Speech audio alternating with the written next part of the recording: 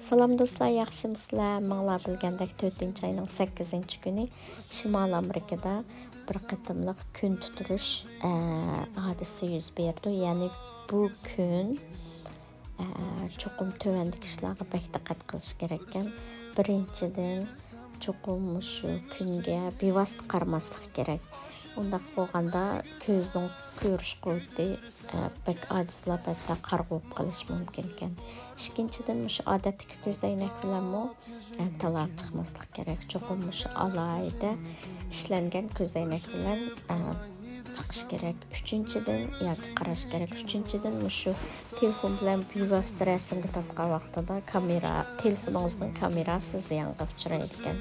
To'rtinchidan amal va mashina haydab talog'i chiqmaslik kerak ekan kun tutilgan vaqtida. Beshinchidan agar oilangizda